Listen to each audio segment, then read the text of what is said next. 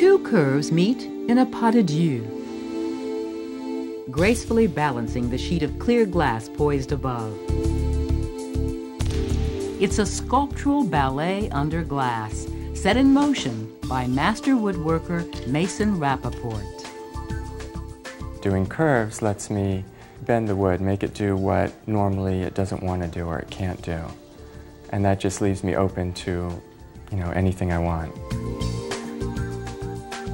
Mason first learned his way around wood as a boy in his dad's shop. The thing that attracted me the most was the ability to build whatever I wanted or whatever I needed. When I was little, I wanted a stereo cabinet, so I went into Dad's shop and he helped me build a stereo cabinet. Mason's dad may have piqued his interest in woodworking, but it was a 6-month apprenticeship in California that honed his skills. 10 years ago, Mason moved to East Hampton, Massachusetts to set up shop. And today, he and assistant Dennis Dietz are making one of their top sellers, a curvy coffee table.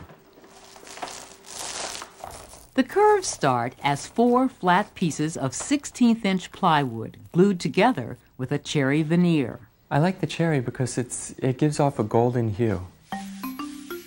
They must move quickly before the glue dries to wrap the layers over a curved form and seal them in a vacuum bag.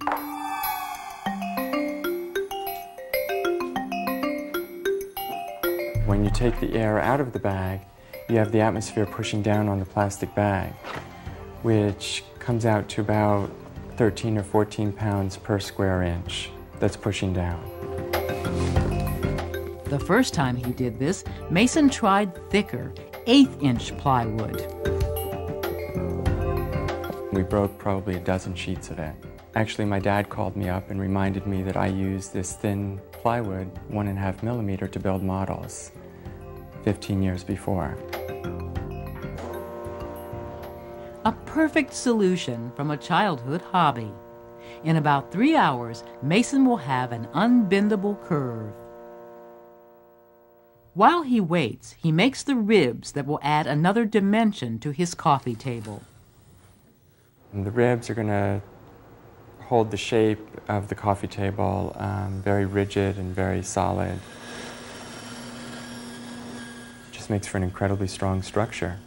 Lets you do basically whatever shape you want. After he cuts the basic shapes at the bandsaw, he places each rib in a routing jig and cuts an even curve into the outside edge.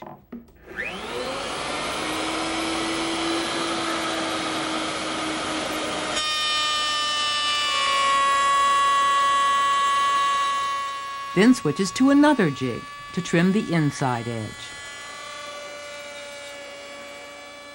It will take 22 ribs to make 2 curves for the table base. Mason releases the seal on the vacuum bag, and the cherry veneered curve is now ready for the ribs. By gluing a series of ribs between 2 curves, Mason makes a structure strong enough to hold a glass top that weighs more than 100 pounds.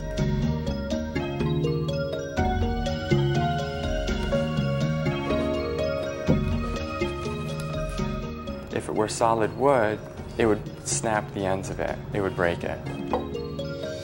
But the combination of laminated wood and the fortification of the ribs create a surprisingly sturdy arch. It resembles an airplane wing or the hull of a boat. An airplane wing has a little bit of flexibility, but it's very rigid, it's very lightweight, and this is similar to that.